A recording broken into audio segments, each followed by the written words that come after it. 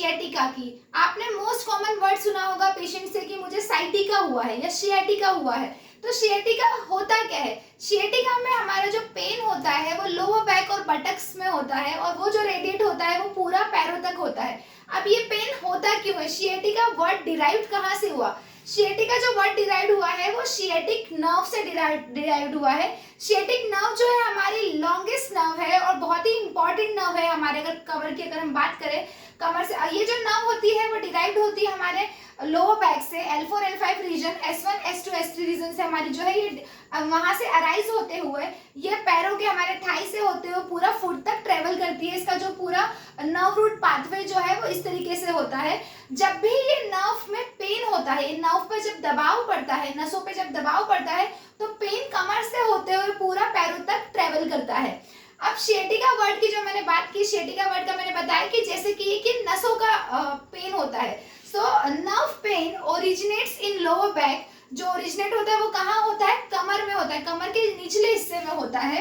And radiate down the buttocks, ये कमर में आता है, हमारे बटक्स में आता है, to the thigh and the leg on the one side और द बोथ साइड। या तो पैर के एक ही पैर में ट्रेवल करेगा या मोस्ट कॉमनली ये जो होता है ये एक ही पैर में जो दर्द ट्रेवल करता है जहां जहां पर हमारे नर्व का पाथवे होगा।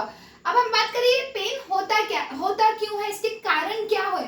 अब इसके जो पेन के कारण है जैसा कि हमने लास्ट लेक्चर में बताया था कि जो पेन होता है डिस्क बल्ज की वजह से हो सकता है कि जो अगर मान लो दोनों वर्टिब्रेस के बीच में या दोनों जो हमारे रीढ़ की हड्डी के बीच में जो जगह होती है, जो हमारा कुशन लाइक जो गद्दीनुमा स्ट्रक्चर होता है, अगर वो अपनी प्लेस से शिफ्ट हो जाए, अगर वो स्लिप डिस्क हो जाए तो उसकी वजह से भी पेन होता है। जैसे कि मैंने लिखा है कि कारण में जो लिखा है स्लिप डिस्क अगर हमारा हो सकता है। सेकेंड कारण मैंने लिखा है वो है लंबर स्पाइन स्टीनोसिस। अगर कमर की जो रीढ़ की हड्डी हमारी जो लंबर हमारे वर्टिब्रेस है वहां स्टीनोसिस मतलब नैरोइंग हो जाए, जो केनाल है वो क्या हो जाए, नैरो हो जाए, उसकी स्पेस कम हो जाए, तब भी शियाटिक नर्व पे कंप्रेशन होता है, उस पर दबाव बढ़ता है। थर्ड जो मैंने लिखा है वो लिखा है एसआई जॉइंट डिस्फंक्शन। एसआई मतलब सैक्रोइलाई, जो हमारे कमर और जो हमारे कूल्हे की हड्डी जो हमारे हिप बोन से दोनों जो मिला के सैक्रोइलाइक जॉइंट बनाती है, तो अगर मान लो उसका डिसफंक्शन हो, अगर वो अप एंड डाउन हो, या मान लो हम बोल सकते हैं उसका कि जो अगर हम एक्सरे में रिपोर्ट्स में देखेंगे तो सैक्रोइलाइक डिसफंक्शन आप नोटिस कर सकते हैं। फोर्थ जो होगा हमारा डिजनरेटिव डिस्क। डिजनरेटिव डिस्क मतलब एक एज रिलेटेड डिसऑर्डर है, एज रिलेटेड बीमारी होती है जिसमें हमारी जो हड्डियां है वो घिसने लगती है। जो फिफ्थ हमारा है मसल स्पाज्म, जो हमारी मसल्स में टाइटनेस या हम बोले इनवॉल्यूंटरी कॉन्ट्रैक्शंस की वजह से भी हमारी जो हमारी शियाटिक नर्व है उस पर कंप्रेशन होता है। अब नस दबने की वजह से वो कहाँ कहाँ पूरा ट्रेवल होता है, हमारे थाई से लेकर हमारे फुट तक वो पेन ट्रेवल होता है।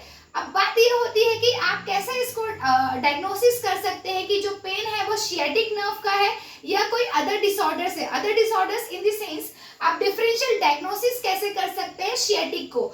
डिफरेंशियल डायग्नोसिस में आपको देखना है कि जो ये पेन है कहीं वो हिप जॉइंट का पेन तो नहीं है, इसके लिए आपको फर्दर असेसमेंट करने होंगे, फर्दर फिजिकल एग्जामिनेशंस करने होंगे। सेकंड जो होगा ये कहीं सैक्रोइलाइक जॉइंट पेन तो नहीं है। थर्ड अगर हम बात करें जो ये दर्द है कहीं वो रिमेटॉइड आर्थराइटिस का कारण तो नहीं है। फोर्थ जो होता है हमारा कहीं इन्फेक्शन या कोई ट्यूमर तो नहीं हुआ है। फिफ्थ जो मैंने लिखा है कोई इंजरी की वजह से अगर कमर में दर्द आता है तो हमें इस तरीके से इसको डिफरेंशियल डायग्नोसिस करना होता है।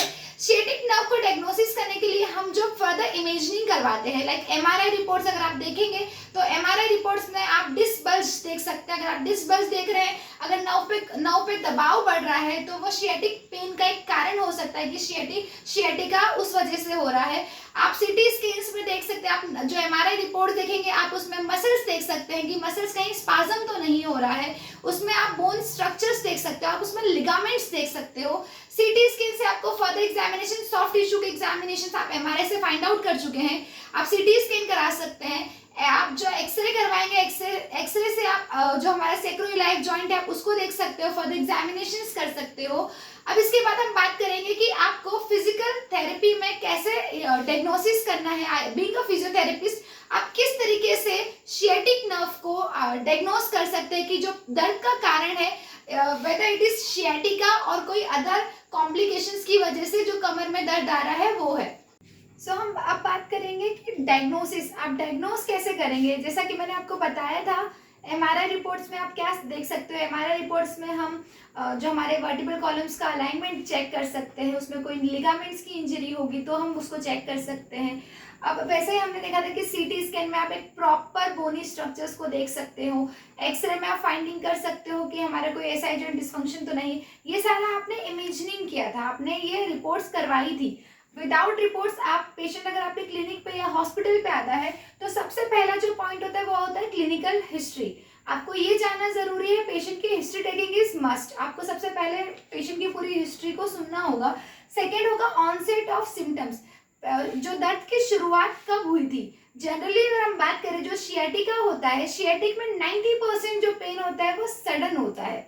अब उसके बात करेंगे हम location of the pain, does it radiate or not. आपको ये देखना है कि पेन का जो लोकेशन है वो कहाँ है, और क्या वो जो हमारा सियाटिक नर्व का जो रूट था, पूरा जो उसका जो पाथवे था, वहां पर वो क्या रेडिएट हो रहा है या नहीं हो रहा है। तो अगर हम लोकेशन की बात करें सियाटिक नर्व की, जैसे कि मैंने बताया बटक से होते हुए थाई से लेके वो एक किसी भी पैर में वो रेडिएट होता है। अब हम बात करेंगे यही जो हमारा मेन की पॉइंट जो है सियाटिक नर्व को डायग्नोस करने का, कि आपको पेन का पाथवे पता होना चाहिए। नेक्स्ट जो होगा, आप बीइंग अ फिजिकल थेरेपिस्ट और फिजियोथेरेपिस्ट, आपको कौन कौन से टेस्ट परफॉर्म करना होता है जिससे आप ये पता लगा पाए कि ये सियाटिक नर्व का पेन है, कि ये जो पेरिफॉर्मिस सिंड्रोम होगा उसका पेन है, या फिर ये कोई एसआई जॉइंट डिस्फंक्शन है उसकी वजह से कमर में दर्द आ रहा है। अगर आपको सियाटिक नर्व को डायग्नोस करना हो तो आप एक एसएलआर और लेगेसी टेस्ट लगा सकते हैं। लेगेसी टेस्ट में आप क्या होता है, जब भी हम पेशेंट को सुपाइन लाइन में लेते हैं, सुपाइन लाइन में लेने के बाद हम पेशेंट का हिप फ्लेक्शन कराते हैं।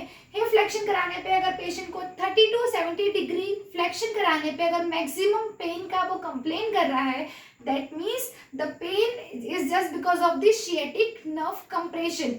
Now the second test is differential diagnosis for the piriformis test. FAIR test को हम बोलते हैं, जिसका नाम है फेयर टेस्ट। फेयर का मतलब होता है F stands for flexion, adduction and internal rotation. Patient की पोजीशन जो साइडलाइन पोजीशन होती है, साइडलाइन पोजीशन हम रिकमेंड पोजीशन होती है, हम उसमें पेल्विस को स्टेबलाइज करते हैं। आप स्क्रीन पर देख भी सकते हैं SLR test and FAIR test.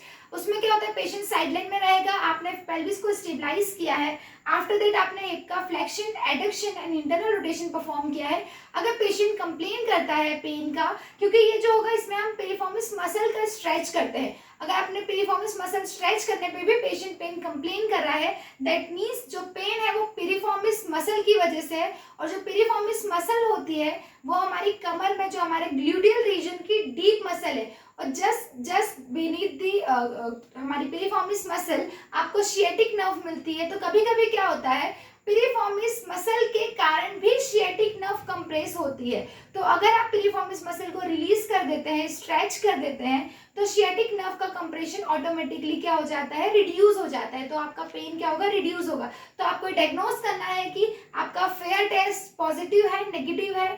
इसके बाद जो थर्ड टेस्ट होगा वो स्लम टेस्ट होगा। स्लम टेस्ट को आप स्क्रीन पर देख सकते हैं कि स्लम टेस्ट किस तरीके से परफॉर्म किया जाता है। पेशेंट पोजीशन जब सिटिंग रहेगी, जो हमारी नेक का फ्लेक्शन होता है, आपको डॉर्सिफ्लेक्शन करना होता है, फिर आपको जो सियाटिक नर्व का जो पाथवे है वो पता करना होता है। इसके बाद हम बात करेंगे आपको सियाटिक नर्व पेन में किस तरीके की एक्सरसाइज परफॉर्म करना चाहिए जिससे कि पेन में रिलीफ हो।